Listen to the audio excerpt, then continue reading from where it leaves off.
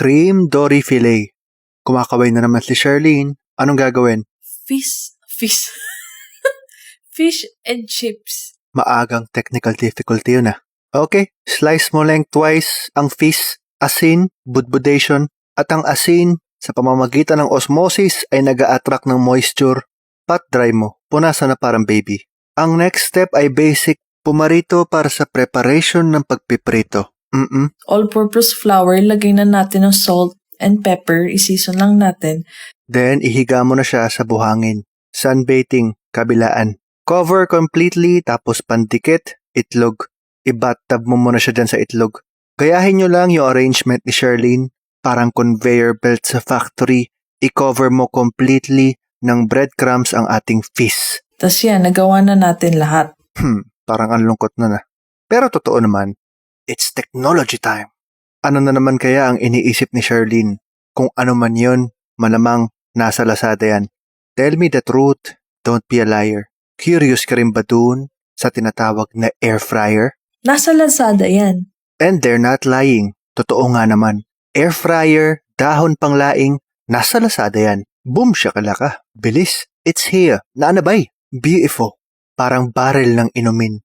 Batakin na parang dispenser ng kanin. Kung sakalan ay prito, dito preheat and then latag. Nandun sa BAM sa taas. Ang boring actual measurements. Technology time. Mainit na buga ng hangin ang nagluluto at nagpapalutong sa kanya. Walang oil, walang mantika. Parang dehydrator pero mas angry. Kailangan pa rin baliktar. Anong barik isa pa? Kailangan pa rin baliktarin dahil sa taas galing ang hangin. Parang naging TV shopping na tayo, pero ang pinaka-importanting feature na kailangan nyong malaman ay nasa Lazada yan. Pagprito na food, back to the food.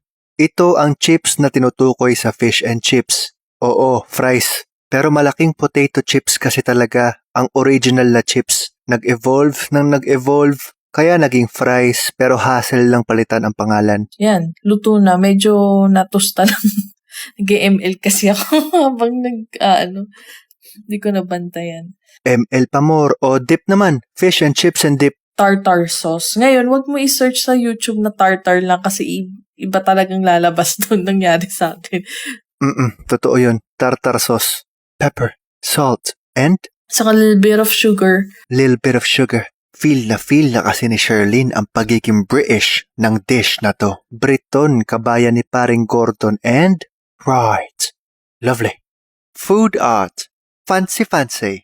Air fryer. Lazada. Fish and chips. Chips and peace.